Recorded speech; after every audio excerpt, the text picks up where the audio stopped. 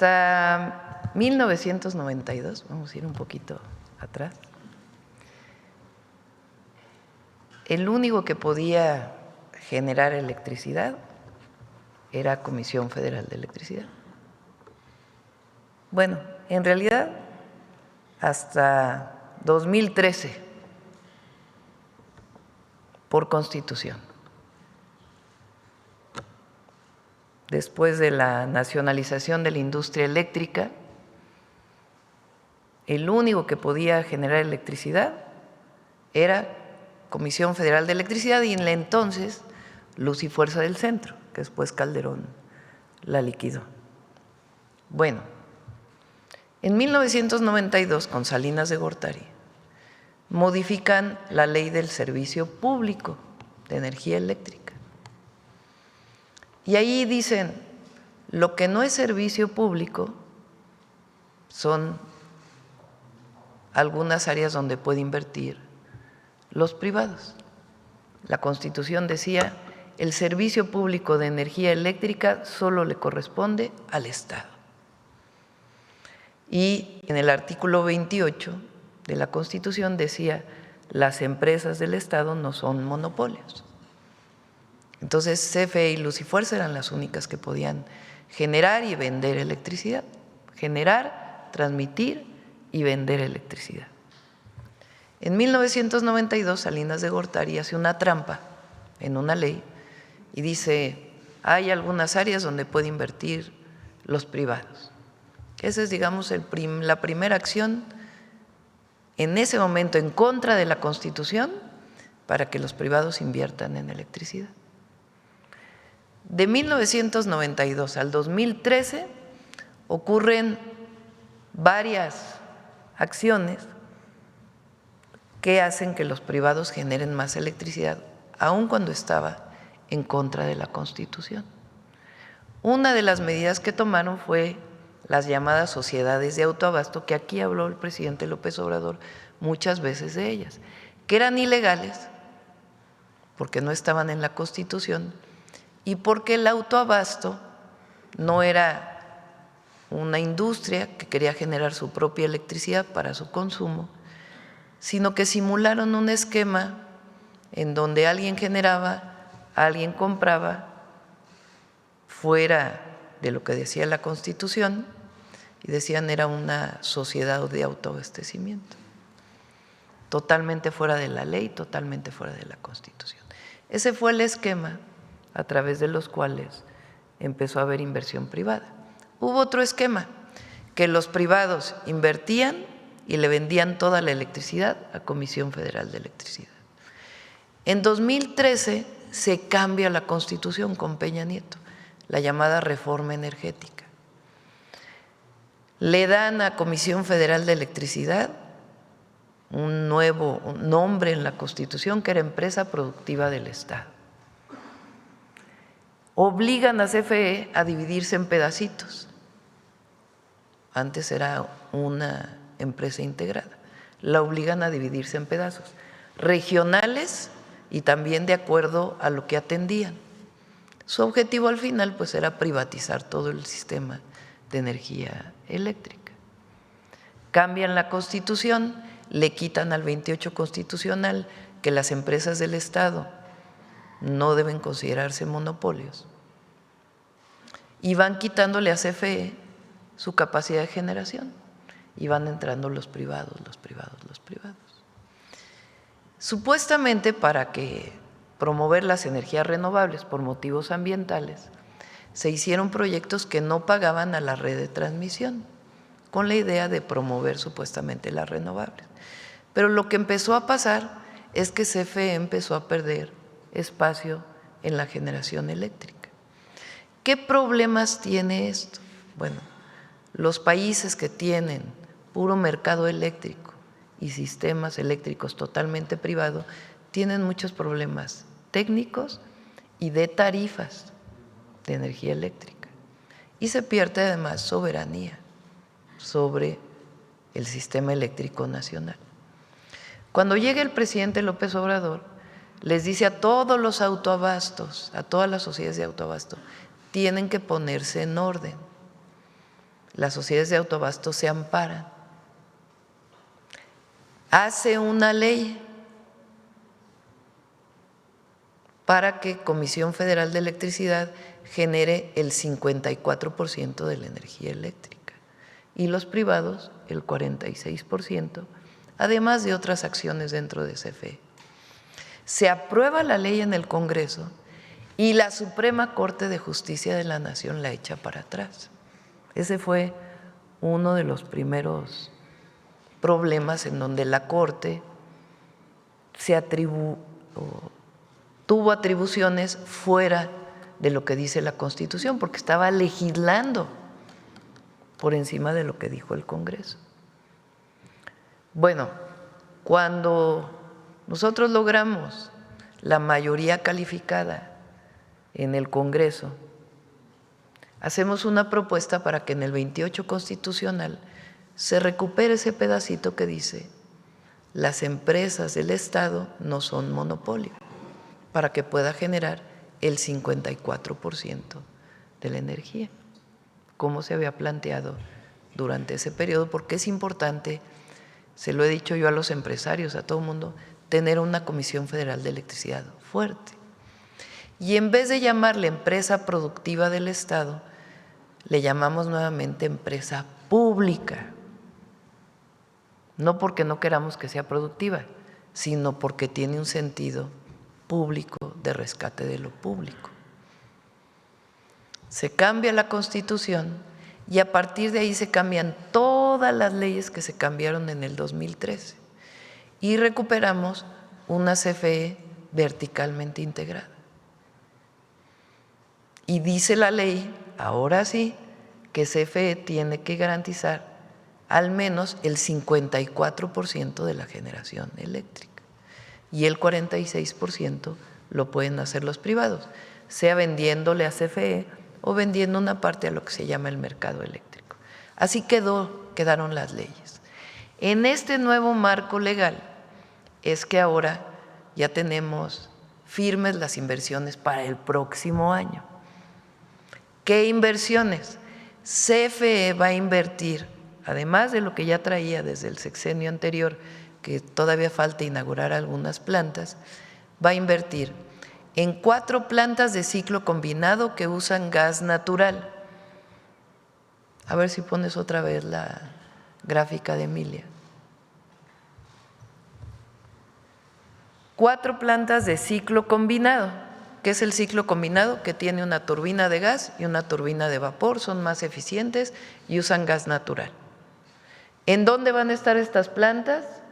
Una en Tula, que va a sustituir, por cierto, a la de combustóleo, otra en Salamanca, Guanajuato, otra en Altamira y otra en Mazatlán. Van a tener conjuntamente una capacidad de 1.500, casi 1.500 megawatts. Y una en Los Cabos, que es de combustión interna, porque ahí no hay manera de que llegue el gas natural. Como lo dijimos hace algunos meses, también en Baja California Sur va a haber una planta de energía solar, pero necesita de todas maneras una base de combustión interna. Entonces, esto ya se licitó, se está en las ingenierías básicas y empieza su construcción en marzo a más tardar del próximo año. ¿Qué más va a hacer Comisión Federal de Electricidad? Va a hacer plantas fotovoltaicas, solares. ¿Cuáles son? Una, la de Puerto Peñasco, que si se acuerdan, ya hay una ahí que hizo el presidente López Obrador y ahora la vamos a aumentar. Esta también ya se licitó y estamos hablando de 300 megawatts más 280, o sea, de 580 adicionales. Y además, la que sigue, se va a construir, dice carbón 2, debería llamarse de otra manera porque no es de carbón, es solar, pero está en Coahuila, otras 2 plantas, una de 376 y otra de 180. Esas las va a construir CFE con sus propios mecanismos de financiamiento. Además, Acuérdense que López Obrador compró las plantas de Iberdrola, ¿se acuerdan?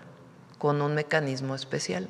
Esas plantas son del Estado mexicano también, solo que las opera un área que está vinculada a Banobras que se llama Fondo Nacional de Infraestructura, FONADIN. Ahí están las plantas de Iberdrola que se compraron. Con ese mismo mecanismo se van a construir otras, una en Las Garzas Durango, Los Girasoles y San Luis de la Paz. 270, 110 más 63. Entonces, lo que estamos anunciando hoy es que el próximo año inicia la construcción de todas estas plantas, unas de gas y una de diésel y otra solares, para poder garantizar nuestros compromisos internacionales con la Convención Marco de Cambio Climático. Eso lo hace CFE. Ahora, como hay 46% que es para privados, ¿cómo le hicimos ahora? Bueno, en vez de que los privados anden diciendo yo quiero generar aquí, dame un permiso, CFE, y CFE diga pues es que no alcanza la interconexión porque no tenemos suficientes líneas de transmisión. Entonces ahora la Secretaría de Energía hizo un esquema distinto. Dijo, a ver, ¿quieres generar privado? Yo te voy a decir dónde y con qué vas a generar. Vamos a hacer un concurso. Puedes generar aquí, aquí, aquí, aquí, aquí, y si ganas el concurso, tus permisos van a estar muy rápido, porque es donde necesita el país que generes, no donde a ti se te ocurra que es posible generar. Entonces se hizo ese concurso y ya hay 3,000 megawatts adicionales asignados que ya va a iniciar el próximo año su construcción. Entonces, el próximo año, en total, pues estamos hablando de alrededor de 6,000 megawatts nuevos de energía que se van a generar y una parte muy importante con fuentes renovables de energía. ¿Qué garantizamos? 54% el Estado mexicano, 46% los privados. En este nuevo esquema que tiene orden, tiene planeación y tiene garantía, pues incluso para el privado que quiere generar y ganó un concurso. Entonces, esto es lo que estamos anunciando el día de hoy. ¿Es lo único que va a construir CFE? No, hay un plan de 24,000 megawatts, pero por lo pronto ya hay 6,000 que ya tienen salida y que inician su construcción el próximo año, con una inversión total ¿de cuánto? A ver si ahorita me lo sacan para que les podamos decir cuál es la inversión total para el próximo año. No toda es en 2026 porque algunas plantas terminarán hasta el 2027, pero todas son 2026. Ya se tienen incluso apalabradas, contratadas las turbinas, que luego se tardan mucho en llegar. Van a ser de General Electric, las turbinas de las plantas de ciclo combinado. Bueno, ese es el anuncio del día de hoy. Entonces vamos sobre el tema, a ver aquí. Muchas gracias, presidenta. José Manuel Fuentes, de Capital 21, Corazón de la Capital. Preguntarle estos proyectos, ¿cómo van a beneficiar al Plan México, que es muy ambicioso, sobre todo con los polos de bienestar? ¿En qué van a beneficiar estos proyectos, presidenta? Para el desarrollo del país se necesita energía. Para que el día de hoy que estamos aquí en este salón, pues hay luces prendidas. Estas luces prendidas vienen por una línea de distribución, por un transformador, una línea de transmisión, una subestación y una planta de generación eléctrica. Si pensamos en una fábrica, pues usa más energía. Si pensamos en un comercio, pues usa energía para iluminar, para mover motores, para todo lo que se requiere. El desarrollo requiere energía eléctrica, también requiere otro tipo de energía como el gas, por ejemplo, pero principalmente requieren energía eléctrica. También la energía eléctrica se tiene que usar de manera eficiente para que no se esté desperdiciando energía y se use equipo eficiente. Pero pues para que el país crezca, haya desarrollo, pues requiere energía. Entonces estamos garantizando energía eléctrica suficiente para el desarrollo del país. Y el Plan México pues requiere energía. Si queremos producir más en México, pues necesitamos más energía. Entonces este esquema pues nos permite garantizar que hay energía. Bueno, además de todo esto que dijimos, se está invirtiendo en líneas de transmisión, porque se genera, pero ¿cómo transmites la energía? ¿Cómo llega de un lugar a otro? Pues son las famosas líneas de transmisión que vemos en las torres altas, que tienen pues una tensión muy alta, un voltaje muy alto, y luego pasan por subestaciones, transformadores y pueden llegar a la casa o usarse con voltajes más altos. Pero se necesita energía. Entonces, aquí estamos garantizando inversión en energía eléctrica, producción de energía eléctrica y al mismo tiempo transmisión y distribución. Y, Presidenta, ¿se tendrá ya pues un pronóstico, una cifra de cuánto dióxido de carbono se va a disminuir con estos proyectos? ¿O cómo? Bueno, el objetivo es poder cumplir con el compromiso internacional, que es 35% menos de emisiones que lo que emitimos, no sé el año base, no sé si es el 90 o el 2000, pero cumplir con el compromiso de reducción del 35%.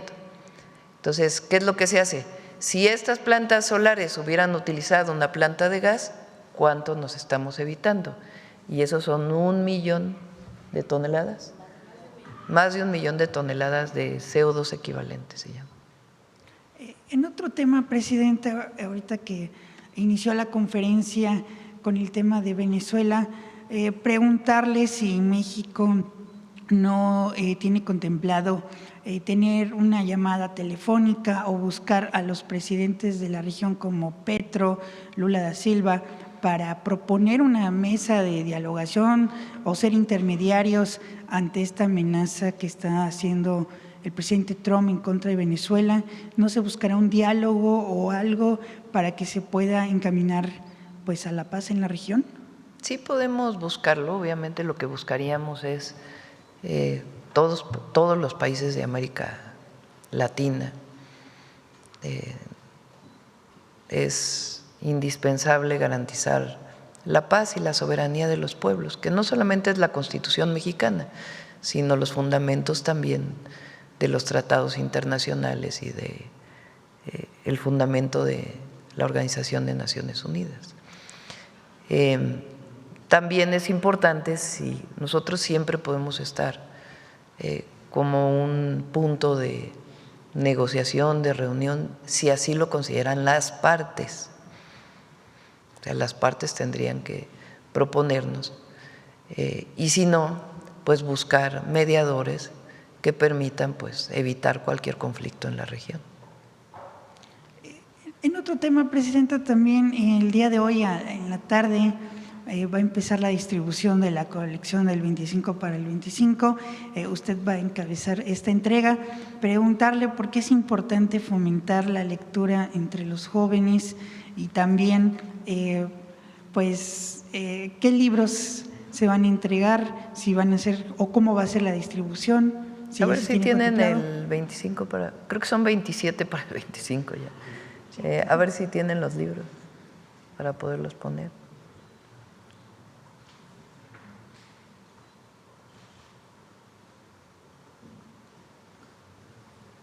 Son autores y autoras latinoamericanas.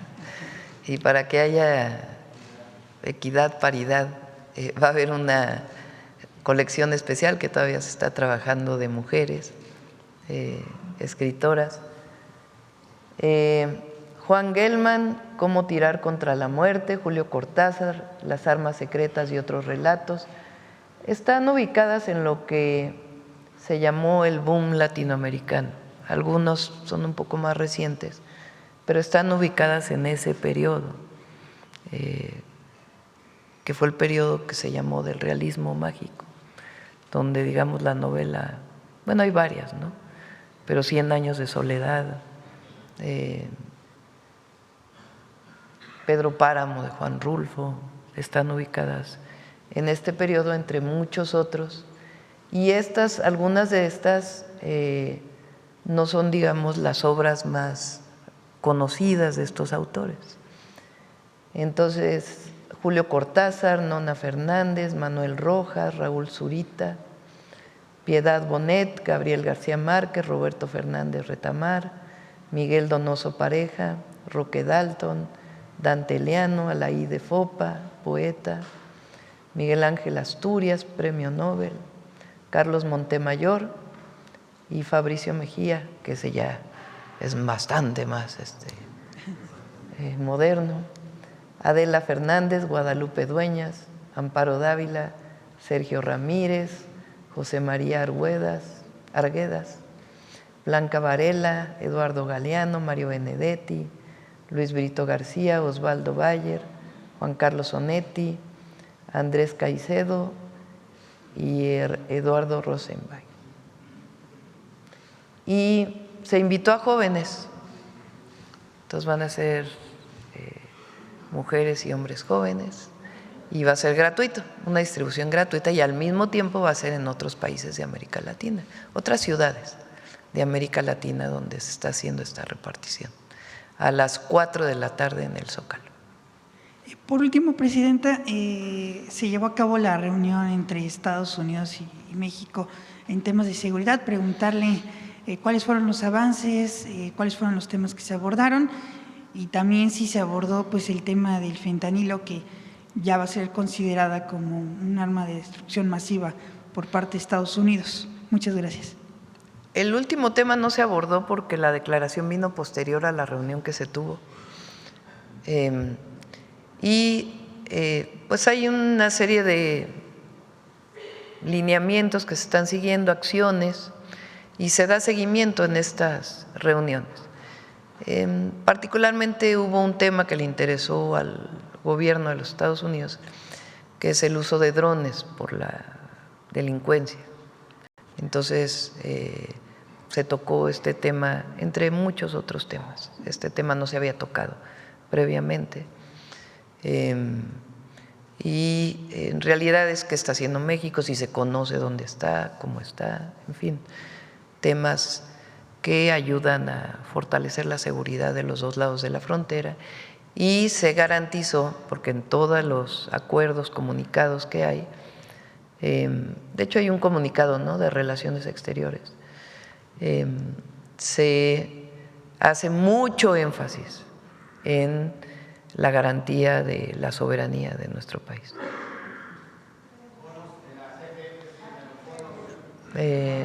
A ver, vamos por acá, a ver el compañero, y luego vamos acá a la… Presidente, buenos días. Israel Aldave, de Grupo Fórmula. Preguntarle respecto a esta tensa situación entre los Estados Unidos y Venezuela, ¿cuál es el mensaje a los mexicanos que radican en este país sudamericano, a la embajada, al personal diplomático? Sí, que se acerquen a la embajada, está ahí, digamos que a distancia está Juan Ramón de la Fuente ayudándonos, está en este momento en recuperación de la operación que tuvo, y está Roberto Velasco pues trabajando con nuestra embajada en Venezuela, y esperemos que no pase a mayores, ¿no? Hay que leer muy bien el comunicado que hizo el día de ayer el presidente Trump con relación a estos buques petroleros. Ahí justamente hoy en la mañana lo mencioné, porque dice los buques sancionados, si ustedes leen con cuidado el comunicado, que hay una sanción específica a ciertos buques por parte del gobierno de los Estados Unidos. Entonces estamos en contacto con nuestra embajada allá, y buscando siempre cualquier solución pacífica. Y los bloqueos, el problema de los bloqueos es que parece que es contra un gobierno, pero es contra los pueblos. Ese es el problema con los bloqueos, como el bloqueo a Cuba, más allá de la posición que se pueda tener sobre un gobierno o no. Un bloqueo pues daña al pueblo, a los pueblos.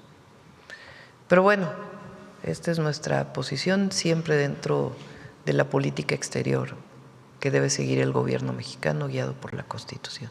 Que se mantengan informados a través de la embajada. De la embajada, sí. En caso de que se diera una intervención, eventual intervención por parte de Estados Unidos, ¿cuál sería el papel de México, presidente? No, pues esperemos que no se dé. Hay que velar todos, el mundo entero debe velar, porque no haya una intervención y que haya una solución pacífica a cualquier controversia. Okay, gracias. Por otra parte, si me permite, presidenta, luego de que ayer nos diera a conocer sobre el despido, el cese de este funcionario de aduanas, ¿tuvo usted ya comunicación con el director de aduanas, con la secretaria anticorrupción o con la fiscal general? Ayer se reunió usted con ella, que le hayan dado información de por qué fue despedido, fue cesado. Bueno, lo consideró así el director de aduanas, Rafael Marín, y si hay cualquier investigación, pues tiene que informarlo en su momento la Secretaría de Anticorrupción y Buen Gobierno. Sí se está llevando una investigación en contra de esta persona. Tiene que informarlo la secretaria. Si hay alguna queja o por noticia, siempre se hacen investigaciones. Pero finalmente tomó la decisión el director de aduanas de relevarlo de su cargo y él estuvo de acuerdo. ¿Habría formado parte esta persona de la red de Huachicol Fiscal? No hay nada hasta este momento que pueda indicarnos que así fue. Okay. Por otra parte, presidenta, se retiró ya el permiso para operar a la casa de bolsa Vector. Inclusive les voy a decir algo. Entonces funcionario público ayudó a dar información sobre el buque que se encontró en Tampico, ¿se acuerdan? En donde viene toda la investigación que derivó en personal de la Secretaría de Marina y que continúa esta investigación. Él alertó sobre pipas que se encontraban en ese momento en el puerto de Tampico. ¿Era un buen funcionario entonces? Pues hay que investigar y la propia Secretaría, pero finalmente es importante que se sepa esta información y en todo caso si hay algo que hay contra él, pues tiene que ser con base en las investigaciones administrativas. Por otra parte, presidenta, le comentaba, ya se retiró el permiso para operar a la casa de bolsa Vector. ¿Le dieron el motivo de por qué? ¿Sí se comprobó? Lo leí hoy en los medios, no tengo mayor información. Le pediríamos a la Secretaría de Hacienda que pudiera informarlo.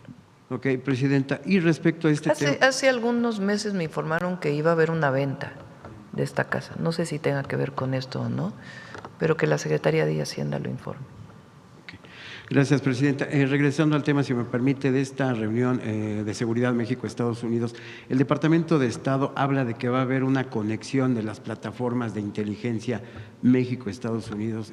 ¿Qué representa esto? ¿Qué alcances tiene? No es una conexión de manera permanente, es intercambio de información, no es que ellos vayan a tener plataformas aquí en México. Lo dije una vez, hay momentos en que se puede solicitar y se ha solicitado en distintos momentos, en distintos gobiernos, equipos de alguna de las instituciones del gobierno de los Estados Unidos que no tiene el gobierno de México para poder hacer alguna operación.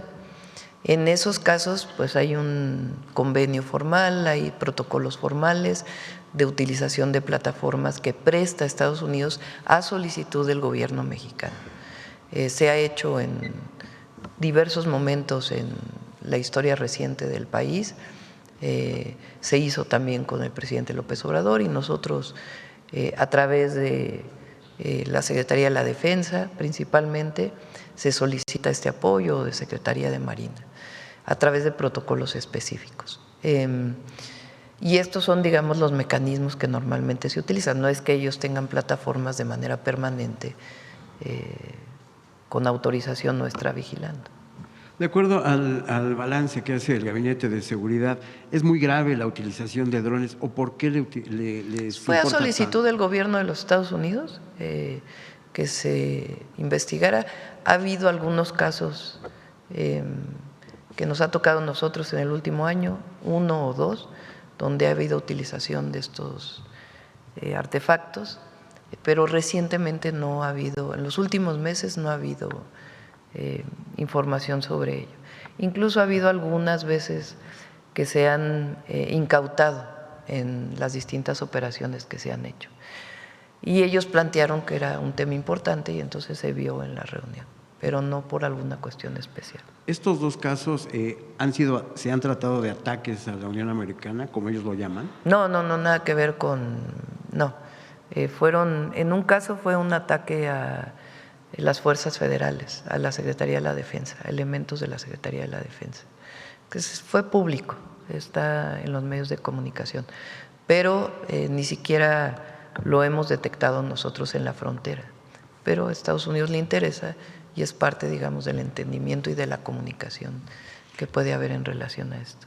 ¿Podría haber, Presidenta, una iniciativa, una reforma, una ley para poner mayores candados para la adquisición de este tipo de… Bueno, se cambió la ley de armas de fuego. ¿Cómo se llama la ley? Exactamente. Es la ley nacional de… Justo hoy lo hablamos en el gabinete por algunos temas. Ley Federal de Armas de Fuego y Explosivos. Recientemente hubo una modificación para muchas armas que no estaban consideradas porque era ya muy antigua la ley. Por ejemplo, estas armas que se pueden hacer con ciertos materiales a través de impresoras de 3D que no estaban consideradas como armas ilegales, digamos, porque no existían. Entonces, como esas, igual el tema de los artefactos o de los vehículos no tripulados también viene. Entonces ya hubo una modificación. Gracias. A ver, la compañera que está desde hace varios días. Muchas gracias, presidenta. Ahorita vamos para acá. Susana Carreño, de Radio Universidad de Guadalajara, en Puerto Vallarta. Quisiera agradecer a la directora de la Comisión Federal de Electricidad, justamente en una presencia que tuvo usted aquí en la mañanera, le comentábamos sobre Chimo, que no tenía energía eléctrica.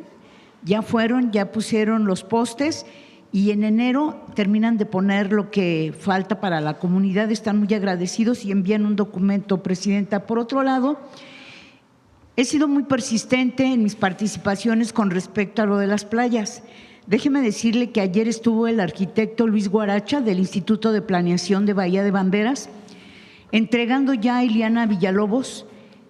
Cuando yo le traje la ilustración, eran 101 playas, son 126 ya, con coordenadas y todo. Y esto derivó de una visita que usted hizo a Bahía de Banderas, en donde alguien le dijo a usted accesos a las playas. Vine aquí, le planteé ese día lo que pasaba en Bahía.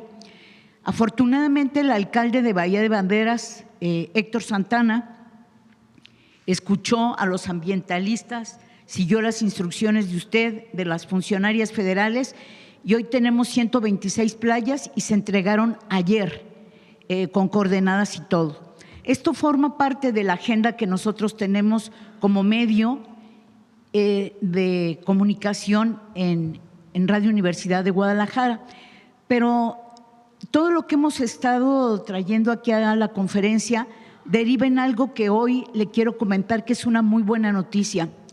Los ambientalistas y especialmente los surfistas de Bahía de Banderas han estado pugnando por el medio ambiente, por la sustentabilidad, por la apertura de las playas que le plantearon en su momento. Y hace unos días, Presidenta, y por eso también vine, porque quería dar esta buena noticia, México entra a nivel mundial con estas acciones a las ciudades de surf, y esto se llevó a cabo en Palmas de Gran Canaria, en España. Eran 9 ciudades, ahora son 10, eran 19 ciudades, ahora son 20 con Bahía de Banderas. eran 9 países y ahora entra México. Esto logrado por ambientalistas, surfistas, obviamente usted, que escuchó ese grito de accesos a las playas, por el presidente municipal, y es la primera buena noticia que nosotros tenemos de todo este trabajo que se viene realizando. Me encontré a Josefina Rodríguez, secretaria del Medio Ambiente, secretaria de Turismo, en el avión, porque ella fue a Bahía de Banderas, yo venía para acá, y le comenté y le dije que lo quería comentar con usted. Los surfistas después le van a mandar un escrito para ver si los pueden recibir y entregarle esta distinción de que México se incorpora con esta ciudad a este ranking mundial. Qué bueno. Y todavía nos falta. Y todavía nos falta. Apertura y además de las más ciudades, ¿verdad? Más que se puede hacer. Sí.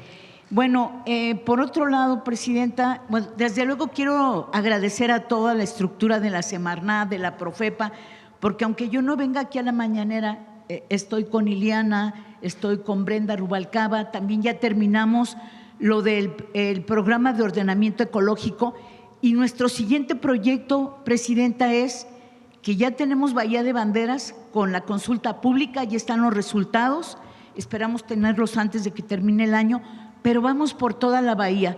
Son 3 municipios que comparten la bahía, que es Cabo Corrientes, que es donde está Chimo, Puerto Vallarta y Bahía de Banderas. Entonces son 2 estados, Jalisco y Nayarit, unidos por el río Amenca y unidos en esa bahía. 3 municipios, como le comento, Cabo Corrientes, Puerto Vallarta y Bahía de Banderas. Es el siguiente objetivo que tenemos y no vamos a quitar el dedo del renglón.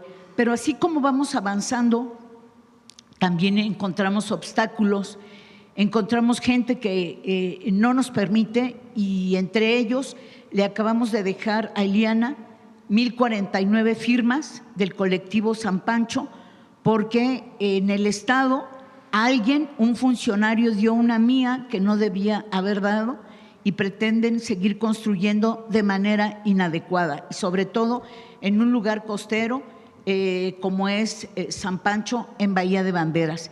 Y con más, Presidenta, perdón, también me trae aquí la voz de la doctora Raquel Gutiérrez Nájera. Ella es profesora, investigadora de la Universidad de Guadalajara y abogada ambientalista. Ella, en atención a los ciudadanos, hizo y promovió un amparo. Derivado de este amparo para defender justamente el territorio, en el 2018 la Asociación de Bosques de San Isidro, que pretenden hacer un desarrollo inmobiliario, ella presentó un amparo y ahora pues están promoviendo en su contra, y son 2 entes, Inmobiliaria Lisco, SASB, la que quiere construir, y Banco Azteca. Le voy a dejar esto por aquí para que si la pueden ayudar. También decirle que en Cihuatlán y que se investigue el asesinato de un compañero, Esaú Romero Pérez, ambientalista de Cihuatlán, que por defender el territorio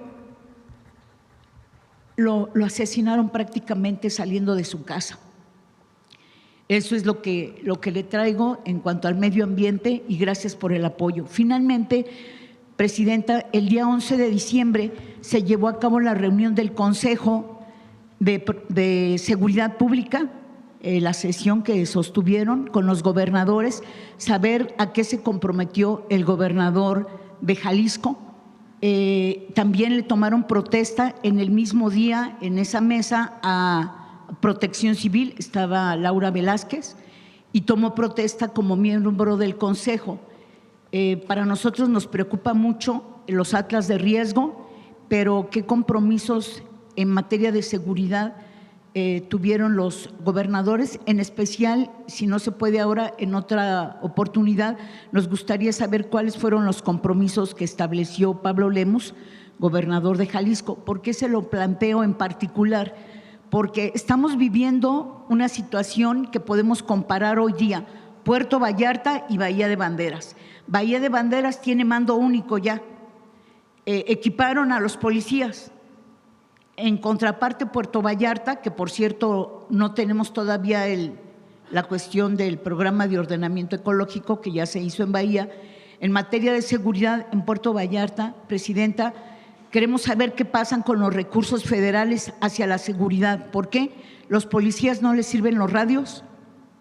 El uniforme ellos se los tienen que comprar para poder uniformarse dignamente. Y entonces, pues sí, nos gustaría saber qué pasa en ese sentido en materia de seguridad, porque vemos las reuniones, vemos que algunos municipios sí cumplen y otros no, como es el caso que tenemos la oportunidad de comparar, Presidenta. Bueno, en la reunión de seguridad no es que un gobernador o gobernadora se haya comprometido a algo en particular, sino son acuerdos generales. Y en particular esta reunión tuvo que ver con la nueva ley antiextorsión o contra la extorsión, que tiene que ser aprobada también en cada uno de los estados. Entonces, en realidad versó sobre ello y la distribución de los recursos federales para el próximo año, que tienen una fórmula específica de acuerdo al propio Consejo o a la aprobación del propio Consejo.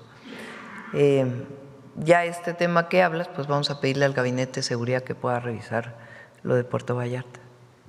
Así es.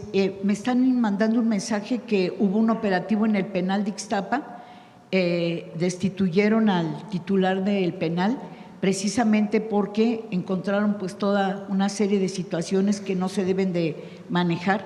Entonces, esperemos que esto sea un inicio de algo que se pueda hacer en Puerto Vallarta, porque en materia de seguridad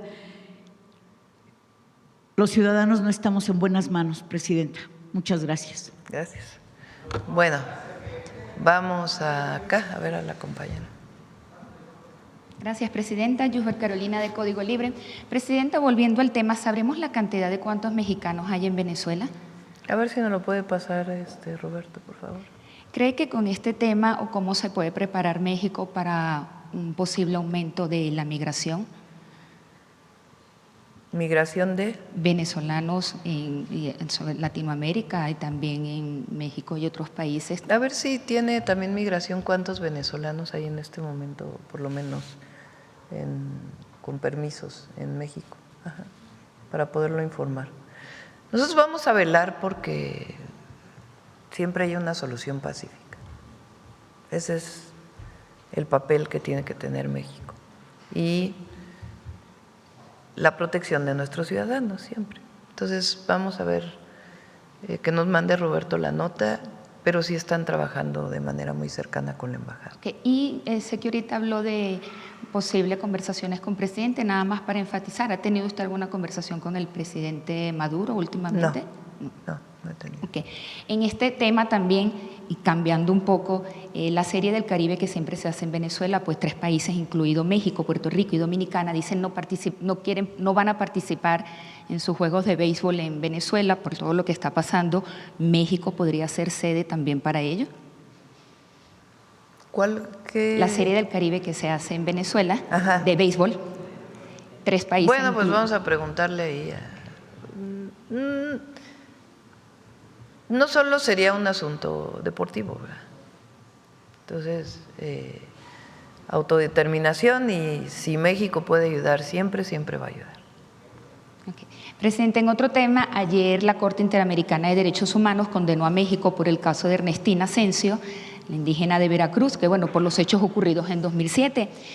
Su respuesta, sabemos que ya hubo un comunicado de la Secretaría de Relaciones Exteriores. ¿Qué acciones se van a tomar para que esto no vuelva a ocurrir? Vienen muy específicas las acciones que tiene que desarrollar el Estado mexicano y las vamos a cumplir.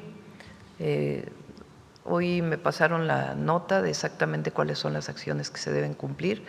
Vamos a pedirle a Rosa Isela Rodríguez y a Arturo Medina que puedan venir para poder explicar cada una de las acciones que vienen determinadas ahí y que tiene que cumplir el Estado mexicano. Es el periodo de Calderón, hay que recordarlo, de esta lamentable situación, y lo que está recomendado ahí lo vamos a cumplir tal cual se está planteando. Ok, entre ellas estará también, no sé si yo lo vi bien, este intérprete de lenguas indígenas dentro de los centros de salud, debido a que también fue uno de los motivos de lo que ocurrió en ese Sí, momento. hay varias recomendaciones que vienen ahí y se va a cumplir a cabalidad cada una de ellas, desde las víctimas directas, que son los hijos, hasta cuestiones generales que están planteando. Ok. Por otra parte, pues los campesinos y transportistas amenazaron nuevamente con bloques e impusieron alerta máxima hasta en la Ciudad de México, esto para Navidad y fin de año. ¿Qué llamado hace usted? Bueno, así como que campesinos, son algunas organizaciones, se van a reunir hoy en Gobernación, siempre hay una mesa de diálogo abierta y se apoya al campo hasta donde se puede, con lo que se puede, todo lo necesario que esté en nuestras manos, y ha estado trabajando de manera muy intensa la SADER, Alimentación para el Bienestar, para poder apoyar en la situación actual donde el precio de los granos es bajo. A muchos ya se abrieron las ventanillas para que puedan recibir los apoyos adicionales que se van a dar en distintos estados de la República, maíz, trigo y algunas otras semillas. Y en este caso va a haber una mesa, pero ya es realmente muy poca gente que está planteando esto, a la mayoría se les ha atendido y hay algunos temas pues que no es sencillo cumplir, no solamente por un asunto presupuestal, sino porque son cuestiones incluso normativas, ¿no? Entonces, pero se está dialogando y por supuesto que no hay razón ninguna para que pudieran tomar alguna vía de comunicación. Y por último, ¿cómo, no sé si se podría aprovechar, cómo serán las jornadas o cómo va esta deuda de los proveedores de Pemex antes de que finalice el año? Van muy avanzada. La próxima semana a ver si viene Pemex. Se ha hecho un trabajo extraordinario por parte de Luz Helena, la secretaria de Energía, por parte de Emilia Calleja, la directora de CFE, por parte del director de Pemex, Víctor Rodríguez, todos sus equipos, todo el equipo de Luz Helena también, y de la Secretaría de Hacienda. Para que ustedes sepan, nosotros nos reunimos todos los martes, 2 horas por lo menos, cada semana, para analizar pues toda la problemática del sector energético y cómo salir adelante. Pemex este año va a cerrar muy bien, aún con todas las dificultades que hubo en su momento de vencimientos de intereses, que la Secretaría de Hacienda intervino de manera extraordinaria. Entonces hay un equipo de trabajo muy grande y se está cumpliendo con los adeudos a proveedores, con los vencimientos internacionales o nacionales que tenía Pemex y con un plan muy estricto y muy claro de cómo avanzar. En el caso de Pemex, para la producción de petróleo se definió y está en las leyes claramente que hay contratos que desarrolla Pemex para el desarrollo productivo, hay contratos que les llamamos mixtos, en donde puede participar la iniciativa privada y Petróleos Mexicanos en una dinámica completamente distinta a la que utilizó Peña Nieto, Calderón o todo el pasado neoliberal. Son muy claros, se pagan los impuestos del bienestar o los derechos del bienestar y un esquema en donde Pemex sale muy beneficiado. Ya se hicieron una serie de contratos mixtos y va a venir Pemex a platicarlos. Es la verdad muy intenso el trabajo que se ha hecho todo este año, con los trabajadores de Pemex también, que son extraordinarios, los trabajadores de Pemex. Se está incorporando a los trabajadores de Pemex en muchas de las áreas que no estaban incorporados. Entonces yo estoy muy positiva en cómo estamos encaminando todo el sector energético nacional y particularmente las empresas públicas, que no debemos olvidarnos que después de tanto trabajo del pueblo de México, después de la expropiación, la nacionalización, la construcción de las empresas públicas, evidentemente también las malas historias de corrupción que hubo en todo ese proceso, pero la solución no era la privatización, sino el fortalecimiento de las empresas. Y es lo que estamos haciendo con las nuevas leyes y al mismo tiempo un espacio para la participación mixta, que está en nuestra Constitución desde hace mucho tiempo y que es una vía que hemos encontrado para seguir avanzando en la soberanía energética. Muchas gracias. Vamos. 430 nada más. La información que nos da Roberto Velasco es: en Venezuela hay aproximadamente 430 residentes y 20 visitantes mexicanos. Bueno, vamos, ¿quién más? A ver, vamos. A ver, la compañera sobre CFE y luego vamos para acá. Muchas gracias, Presidenta. Buenos días, Yaret Arcinega, de Revista Fortuna.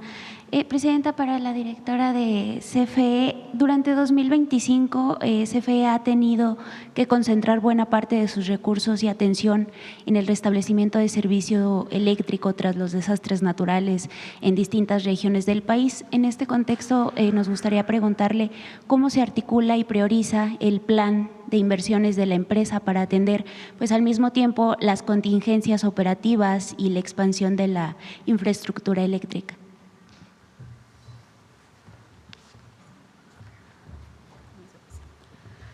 Para el caso de las emergencias, CFE ya tenemos un protocolo y lineamientos muy establecidos para poder atenderlas. Tenemos nosotros estratégicamente seleccionados ciertos insumos que son los que nos permiten dar la atención prioritaria durante una emergencia y tener todo listo para movilizar tanto los insumos que son transformadores, cable y eso ya lo tenemos, digamos que en un almacén de seguridad para poder atenderlos. Es muy independiente de todo nuestro plan para el crecimiento y el fortalecimiento de la infraestructura eléctrica del país. Muchas gracias. También preguntarle de qué manera las nuevas centrales y redes de transmisión permitirán satisfacer la creciente demanda de sectores emergentes como los data centers, así como la que se anticipa en actividades productivas vinculadas pues a la sustitución de importaciones ante la entrada en vigor de pues nuevos aranceles. Bien, como también hemos expuesto en coordinación con la Secretaría de Energía, tenemos una planeación que se hace a través del área de planeación de la Secretaría de Energía, que está ligada con el área de planeación de CFE. Con todo esto se hacen análisis con base en las proyecciones de los consumos por las regiones, donde ya se consideran los polos de desarrollo, los nuevos proyectos, vivienda, que también es una parte importante en la planeación, y la parte de electrificación también de las zonas con el plan de justicia. Todos esos insumos son los que nos sirven para estar precisamente digamos que priorizando y preparando los proyectos que van a atender las necesidades a nivel global. Muchas gracias. Asimismo, preguntarle, ¿evalúa la CFE una posible incursión en el mercado de valores con el acompañamiento de Fonadín como mecanismo para fortalecer la capacidad de financiamiento? Estamos ahorita trabajando con ellos, como lo mencionamos ahorita en la presentación, para ir planeando estas nuevas centrales fotovoltaicas en coordinación con ellos y establecer los mecanismos de financiamiento, que el Fonadín es su especialidad, la parte financiera. No sé si quieren… Es la parte donde intervenimos con ellos. Finalmente, con este anuncio, ¿cómo, como lo ha señalado la presidenta, se reafirma el papel de la CFE como eje rector del sector eléctrico? Frente a ello y considerando que el sector empresarial ha colocado a la energía como prioridad en su agenda, ¿existe ya una comprensión clara de cómo puede participar la iniciativa privada bajo esquemas viables y sostenibles sin reproducir modelos que han fracasado en otros países?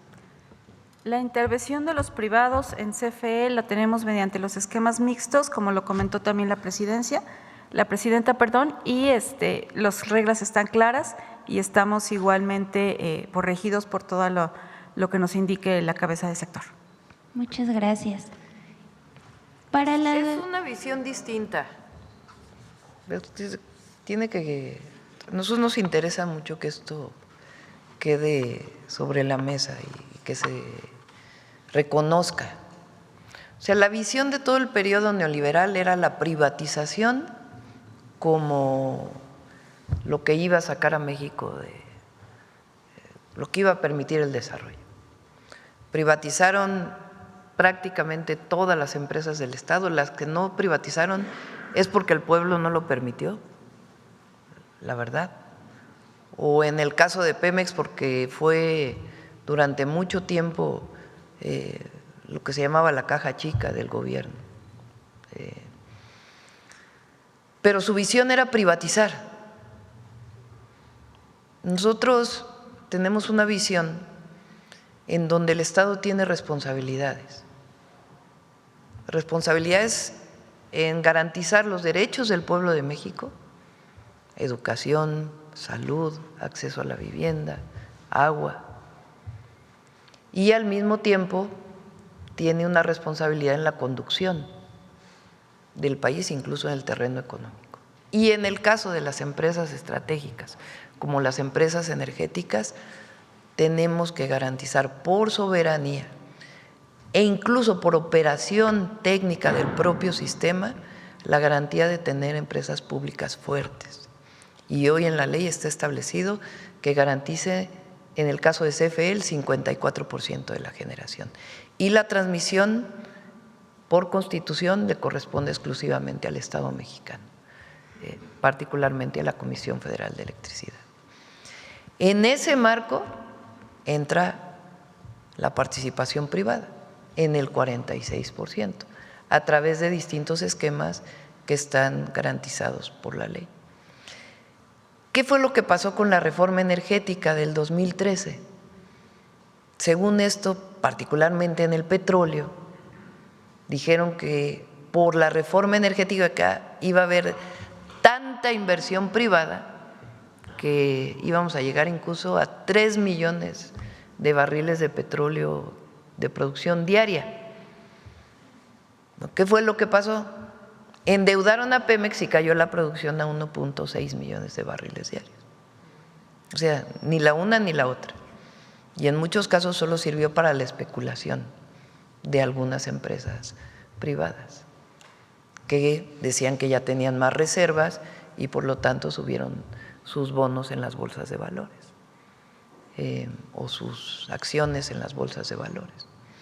Ahora nuestra visión es, sí puede haber inversión mixta, sobre todo cuando no hay recursos suficientes, pues que durante todo el periodo neoliberal dejaron un Pemex tan endeudado que primero tenemos que disminuir el endeudamiento antes de volver a ocupar la deuda de Pemex como un instrumento de desarrollo.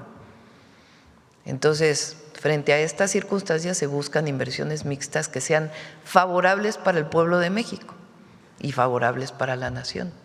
Y estas inversiones mixtas se permite la participación de inversión privada, pero siempre bajo un principio, que no son aquellos contratos leoninos que eran solamente para favorecer al privado, a costa del recurso público. Entonces, es el nuevo esquema de desarrollo del sector energético y está funcionando. Hay quien no está de acuerdo, pero hubo un mandato popular, que es el que estamos cumpliendo.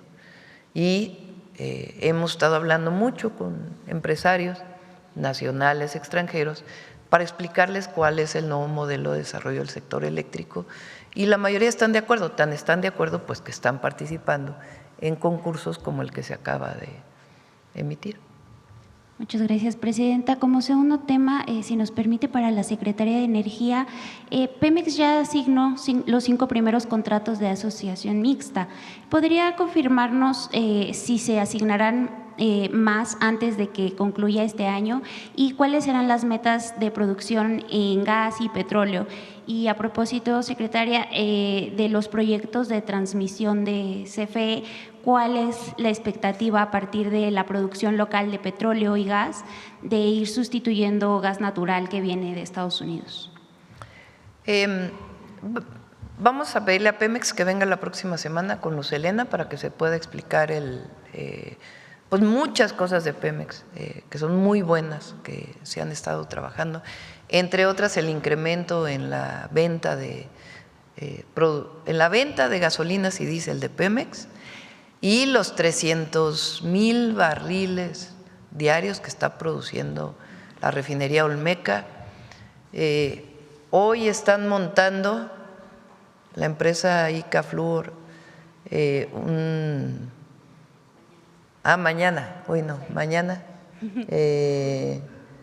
¿Cómo se llama? Un reactor, A ver si tienen por ahí el video, si lo tiene Luz Helena, a ver si lo… En la refinería de Salina Cruz, la refinería de Tula ha aumentado mucho la producción, todas las refinerías han aumentado la producción. Se está haciendo también el esquema de contratos mixtos para fertilizantes, para producir más fertilizantes y también para una parte de petroquímica, en donde Pemex no pierde la concesión, o sea, no se concesiona, sino Pemex sigue teniendo la propiedad y se permite algo de inversión privada dentro de los esquemas que fueron aprobados por ley. Entonces, yo estoy muy contenta de cómo hemos hecho esta planeación y la garantía pues, de tener un Pemex fuerte en el presente y en el futuro para el pueblo de México. Muchas gracias, presidenta. Si me permite un último tema.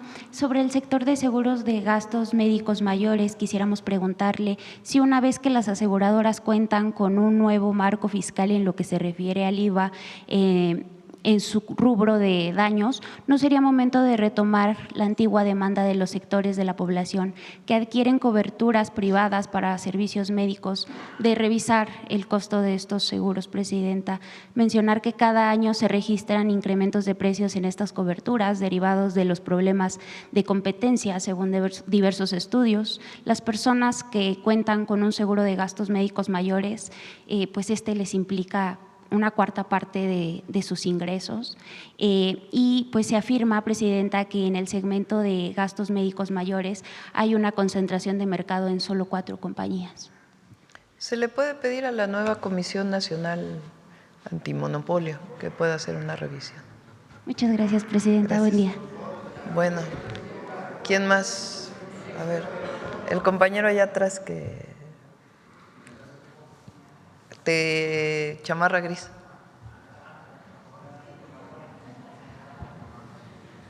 Muy buenos días, presidenta. Buenos Ramón días. Flores, del Centinela Informa, funcionarios y funcionarias que la acompañan. Presidenta, en México existió durante décadas un torneo amateur llamado Torneo de los Barrios, con primeras ediciones desde 1973, que convocaba a decenas de miles de jóvenes de colonias populares y que permitió integrar a cerca de 30,000 jugadores amateurs y congregaba a más de 500,000 de aficionados en los partidos. Gracias a ese programa surgieron figuras reconocidas del fútbol profesional como Cristóbal Ortega, Miguel Herrera o Manuel Manso, quienes fueron descubiertos en ese contexto de barrio, comunidad y deporte. Con la proximidad al Mundial 2026 y el impulso que su gobierno ha expresado hacia el deporte, ¿consideraría revivir a nivel nacional un torneo similar al Torneo de los Barrios, gratuito, comunitario, abierto a jóvenes de barrios populares como mecanismo para fomentar la cohesión social, dar oportunidades a jóvenes sin recursos y rehacer el semillero social y futbolístico de México, presidenta? Es uno de los proyectos. Ahora ponemos, si quieres, bueno, a ver si está el video muy rápido, nada más para que vean el tamaño del reactor que se va a montar ahí y la grúa.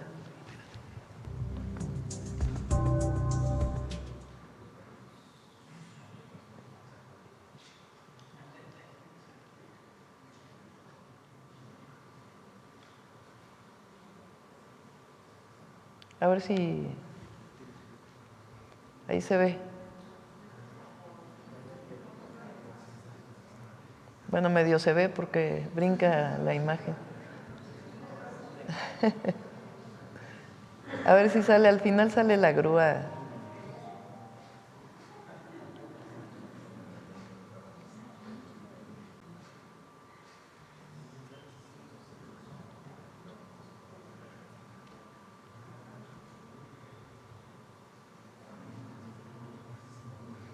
Se tuvieron que hacer refuerzo de puentes, miren, para que pudiera pasar por el peso del reactor. Esa es la grúa.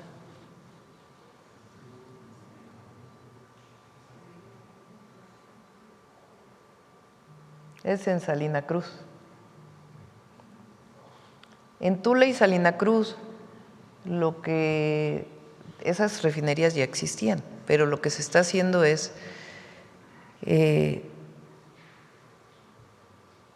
unas coquizadoras se llaman, porque esas refinerías producían mucho combustóleo que ya prácticamente no se usa.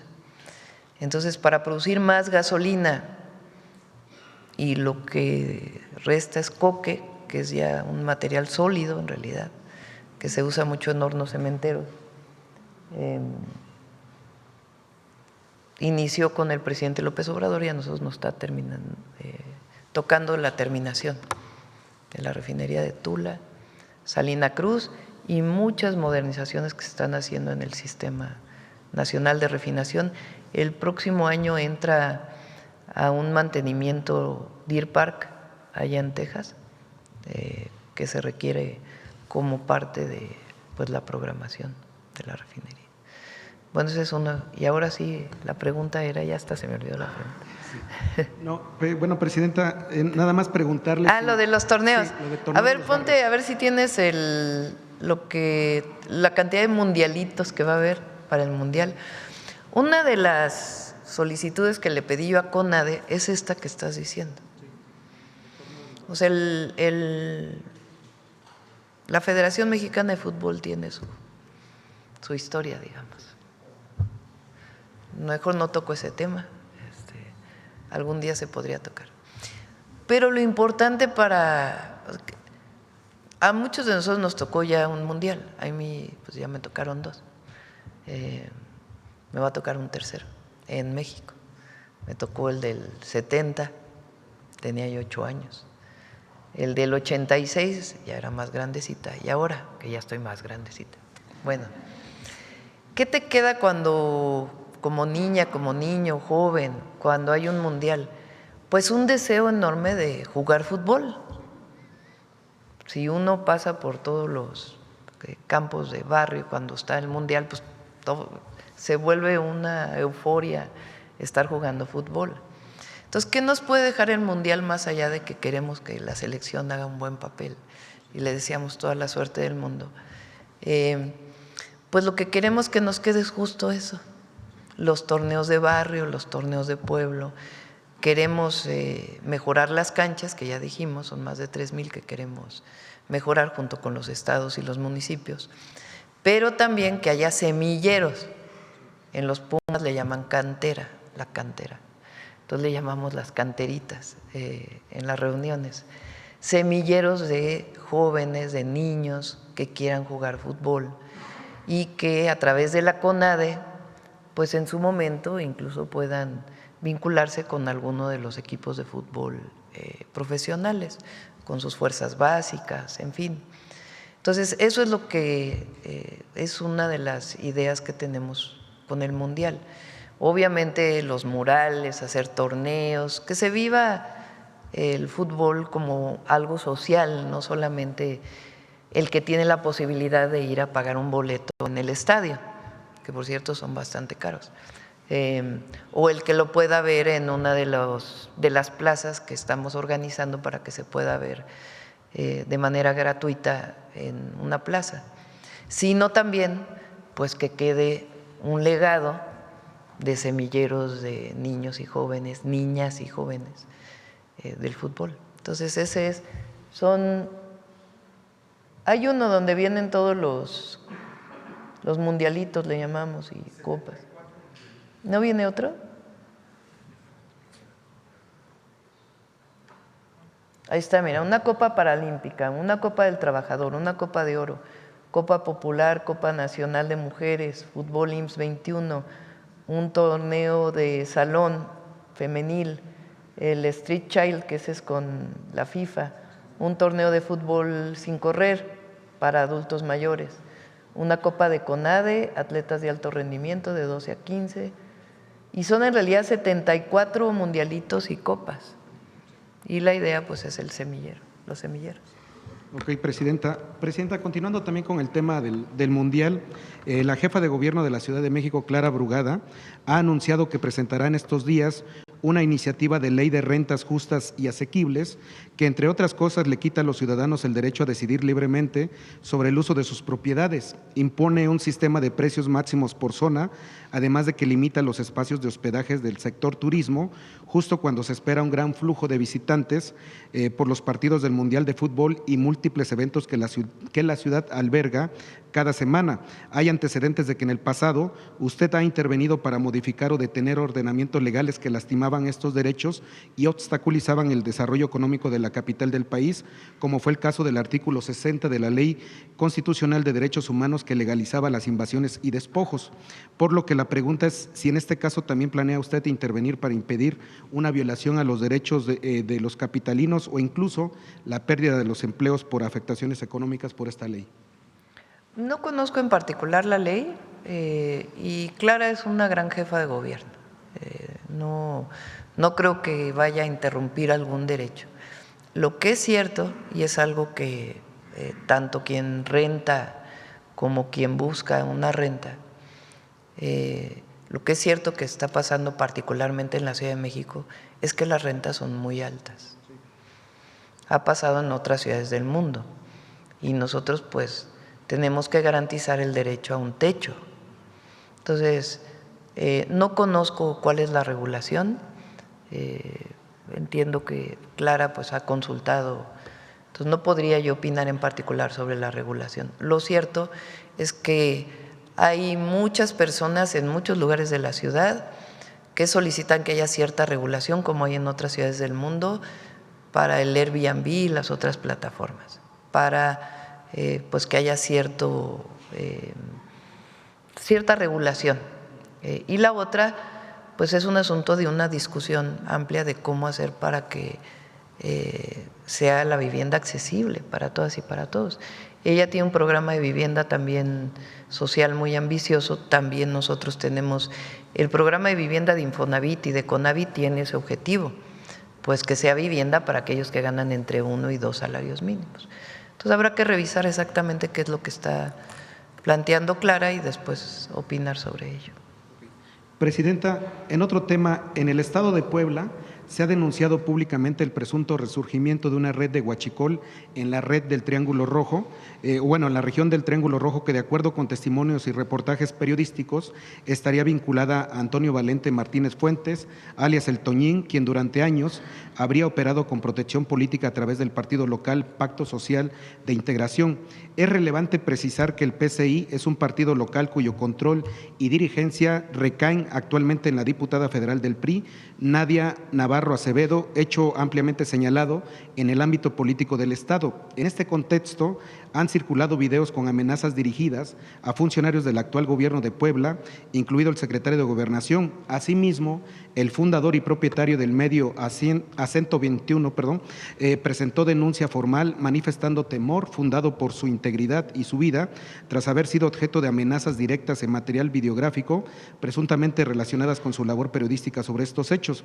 Ante la gravedad de las denuncias, la posible utilización de recursos del huachicol para fines políticos electorales y el riesgo real para periodistas y servidores públicos, le preguntamos, Presidenta, ¿solicitará su gobierno a la Fiscalía General de la República la atracción del caso y la implementación de medidas de protección federal para las personas denunciantes y sus familias? Pues hay que revisarlo, ¿no? Esta denuncia que estás haciendo, por ahí nos estará escuchando la Fiscalía y en todo caso el Gabinete de Seguridad para ver si lo que mencionas tiene alcance pues penal. Sí, ya está publicado en el diario Acento 21. Por último, Presidenta, usted ha dicho aquí que no tiene enviados, ni familiares, ni amigos que se escuden en su persona como Presidenta de la República. No voy a mencionar los nombres porque son una senadora y una presidenta municipal, pero esta senadora por Morena sostiene que es amiga personal de usted y que por ello le permite ejercer violencia de género en contra de la actual alcaldesa de Tecámac en el Estado de México.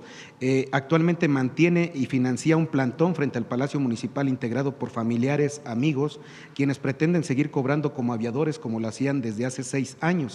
La actual alcaldesa de Tecámac, Estado de México, no puede presentar su primer informe de gobierno porque está el plantón que lidera y paga esta senadora, quien también tiene carpetas de investigación del personal que trabajó en sus 2 administraciones por presuntos desvíos de fondos. Presidenta, ¿es válido que se ejerza violencia de género en contra de una compañera de Morena, que además es una mujer de la tercera edad? Yo creo que es un conflicto del municipio, ¿no? Ni siquiera creo que se deba… Bueno, en la mañana se puede ver todo, pero es un tema político de Tecámac. Y ahí se tiene que resolver y en todo caso la gobernadora del Estado de México puede intervenir. Pero pues estas afirmaciones no me constan, ¿no? Ahora, lo que sí, y eso lo sabe todo el gabinete, lo sabe todo México, bajo ningún motivo se puede utilizar mi nombre o el de alguno de mis familiares para pedir favores o cometer algún acto que tenga que ver con un acto de corrupción, de violencia. Aquí nada de privilegios, ni de conflictos de interés, ni de nada. A cualquiera le diga que un hijo, una hija, un familiar, un hermano, un primo de la presidenta pide un favor, un esposo, no, uno solo tengo, mi esposo, familiares, amigos, conocidos, compañeros de lucha, nadie puede pedir nada a nombre de la presidenta. Muchas gracias, presidente. Gracias. ¿Quién más? A ver, allá atrás que no he preguntado y con ahí cerramos.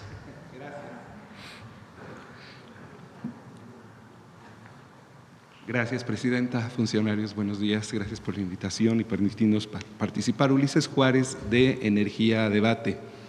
Quería preguntarle, bueno, nos hicieron ahorita una presentación de todos los proyectos a partir de la convocatoria que, bueno, vienen a dar mayor energía, más energía al país, incluso en zonas en donde hay déficit de energía, como la península de Yucatán, por ejemplo. Para la península de Yucatán están programados 1,770 megawatts y preguntarles si esta capacidad podría de alguna manera compensar esta falta de energía en la zona, sobre todo porque pues, el tema del gas natural no se ha resuelto para los ciclos combinados que están ahí atorados todavía. Entonces, preguntarles si esta capacidad que está programada sería suficiente para compensar la falta de energía en la zona. Emilio. Gracias.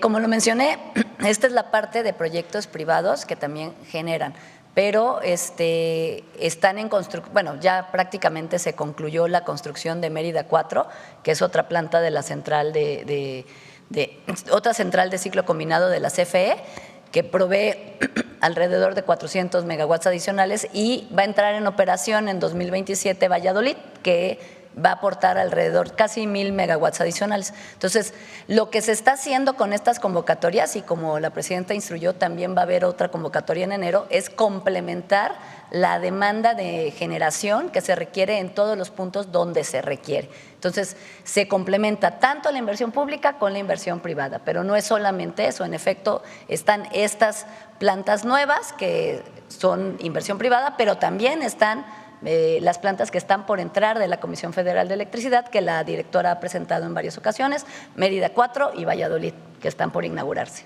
Gracias, secretaria, pero digamos, el tema del abasto del gas, todavía hay un asuntillo por ahí de interconexión entre los gasoductos. Va un poco lento, va un poco complicado. ¿Cómo lo podemos solventar? Está en proceso también y va en paralelo de las entradas en operación de las plantas. Valladolid entra en 2027 y está la construcción del gasoducto. Ahí hemos tenido muchísima coordinación con el gobernador de Yucatán y van las obras en proceso. O sea, la idea es ambos proyectos concluirán en tiempo y forma. Y una segunda pregunta, si me lo permite. Pues esta convocatoria que nos presentaron los resultados, pues es un esfuerzo por parte del gobierno, de la Secretaría de la Comisión Nacional de Energía. El déficit de capacidad, soluciona el déficit de capacidad del sistema eléctrico nacional, pero de la parte de transmisión, secretaria, si me lo permite, en donde CFE tiene el monopolio, ¿no? el monopolio natural, se están captando recursos también a través de CFE Capital, ¿no? De su fibra E. ¿Estos recursos son suficientes para poder levantar la red eléctrica? Digo, durante los últimos años hubo un rezago en infraestructura de transmisión, se hizo mantenimiento, se hicieron otras obras, pero realmente no se amplió. Entonces, si estos recursos de CFE Capital se podrían ser suficientes para poder adelantar lo que se quedó retrasado, digamos. Muchas gracias. Sí, como también ya se presentó, hay un programa muy ambicioso de transmisión y de distribución eléctrica. En esta ocasión la directora planteó todos los proyectos que ya se están realizando al cierre de este año, en 2025, y todos los que se van a realizar en 2026, que suman más de 2,000 millones de dólares en general. Pero durante todo el sexenio están programadas obras también de transmisión. Ahora, el financiamiento de estas obras también está garantizado. El tema de que es la Comisión Federal de Electricidad la única que puede proveer del servicio de transmisión es un tema para asegurar la seguridad de todo el sistema eléctrico nacional y la confiabilidad, porque es la única que tiene la capacidad para poder garantizar esta seguridad y esta confiabilidad. El tema de las inversiones es un tema que también hemos garantizado desde la Comisión Federal de Electricidad. La Comisión Federal de Electricidad es una empresa financieramente muy sana. Es una empresa que no recibe recursos fiscales del presupuesto público de la Federación como tal y que tiene mecanismos de financiamiento que durante los últimos años ha desarrollado y que le permiten llevar a cabo este plan de expansión que está garantizado. De hecho, es una parte muy pequeñita la que se va a hacer en proyectos mixtos, porque la comisión en general, toda la parte de transmisión y de distribución son con recursos de estos mecanismos de financiamiento. Incluso alguno de los compañeros planteaba el tema de los bonos, porque justo ayer tuvimos una colocación muy importante que también fue muy exitosa con el Banco de Desarrollo de América Latina y el Caribe, que son ejemplo de estos mecanismos de financiamiento que no implican sobreendeudar a la Comisión Federal de Electricidad. Son mecanismos de financiamiento conforme a la capacidad de pago que tiene la Comisión y conforme a los ingresos futuros que va a recibir a través de diferentes mecanismos, como uno de ellos es precisamente el que acabas de mencionar, que es la fibra E. Estamos pensando también la repotenciación de esa fibra E para poder seguir financiando estos proyectos de expansión. Pero en resumen, son proyectos que tienen financiamiento y que por confiabilidad y por seguridad del sistema está realizando la Comisión Federal de Electricidad. Qué amable, secretaria. Muchas gracias. Gracias, presidenta. Mira, son 66 proyectos de transmisión.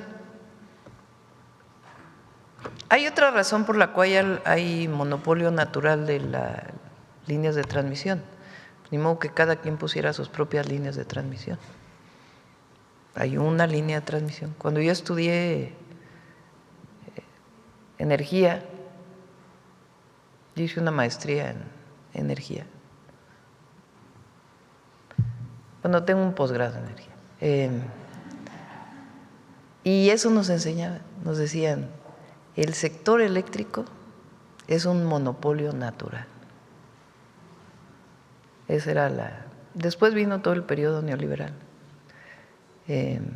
donde se encontraron mecanismos, pero las líneas de transmisión son unas No puede poner cada generador su propia línea de transmisión, sería incosteable. Y con todo lo que privatizaron, las líneas de transmisión nunca se privatizaron. Entonces siempre está el tema de cómo van a financiar nuevas líneas de transmisión, el fortalecimiento, la conducción de… Ahí está.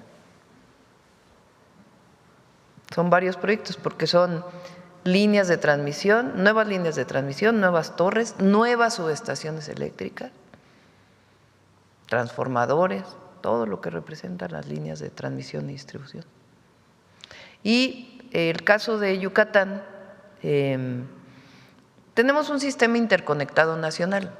Eso quiere decir que la energía que se genera en el norte puede llegar al sur, o la del sur puede llegar al norte. Lo único que todavía no está interconectado, que está en proceso, es la península de Baja California. Entonces sí, fortalecer todo el sistema, también va a llegar energía a Yucatán. También se requiere energía en el sitio y por eso son las plantas que iniciarán su funcionamiento con el gas disponible y ya cuando llegue el gasoducto, pues ya será el ciclo combinado. Muchas gracias, presidenta. Vámonos. ¿Quiénes quieren las? No. Detector de mentira. Con su permiso, presidenta. Buenos días a todas y todos. La consolidación del IMSS Bienestar y del programa Salud Casa por Casa, el avance de la construcción de hospitales y clínicas del IMSS y del ISSSTE, así como el aumento del abasto de medicamentos e insumos médicos en todas las clínicas y hospitales públicos del país, han sido objeto de ataques con desinformación y mentiras por parte de un sector dedicado a difundir falsedades. De igual forma, esta semana circularon noticias falsas sobre el esfuerzo del Servicio de Administración Tributaria por combatir la defraudación fiscal a través de facturas falsas y factureras. Veamos el video del detector de mentiras de esta semana.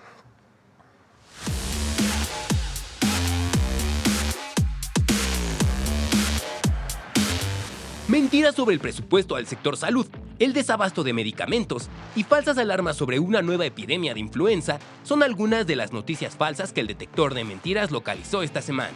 Del 10 al 15 de diciembre se publicaron en prensa y medios electrónicos 45 notas y 17 columnas de opinión sobre el tema de salud en México, muchas de las cuales contenían mentiras y desinformación. 1. El presupuesto de egresos de 2026 no destinó más presupuesto al sector salud.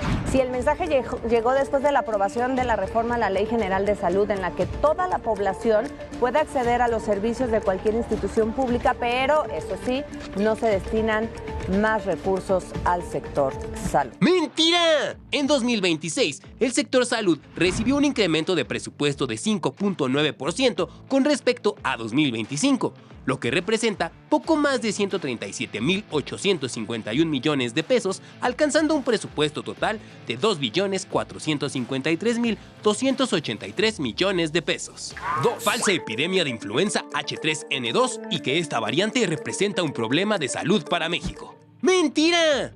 El secretario de Salud, David Kersenovich, aclaró en la Mañanera del Pueblo del 16 de diciembre que la variante H3N2 subclado K es una variante que se previene con la vacuna contra influenza que tenemos disponible en México y señaló que se tiene suficiente abasto de vacunas y del medicamento oseltamivir utilizado para tratar los síntomas de esta variante, por lo que no representa en este momento ningún problema para el país.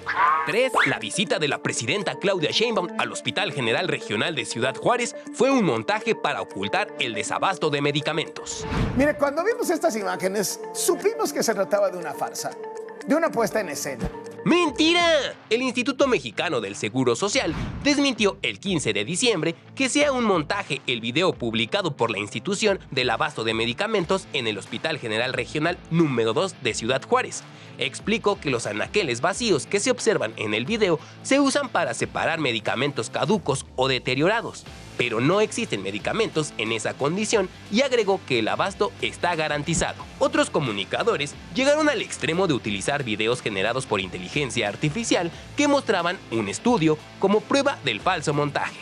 4. El gobierno de México puso en riesgo el abasto de medicamentos para 2026. ¡Mentira! El subsecretario de Integración y Desarrollo del Sector Salud, Eduardo Clark, explicó en la Mañanera del Pueblo del 16 de diciembre que la compra de 600 millones de piezas de medicamentos es complementaria y no refleja el total de medicamentos requeridos para 2026. Reiteró que el abasto de medicamentos para el próximo año está garantizado y existen contratos por casi 4.500 millones de piezas.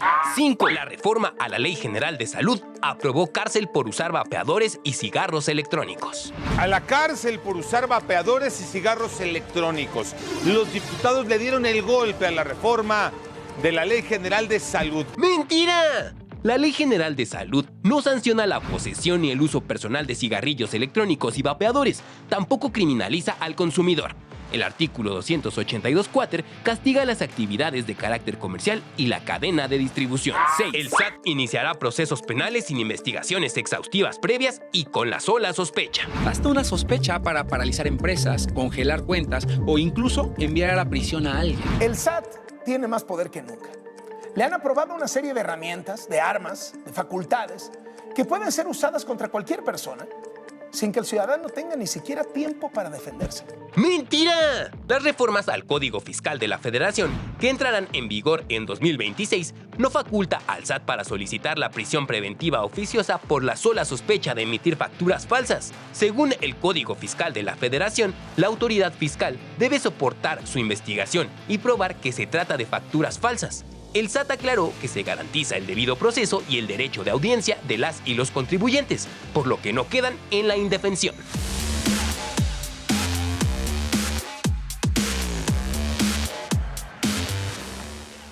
Gracias, presidenta. Gracias.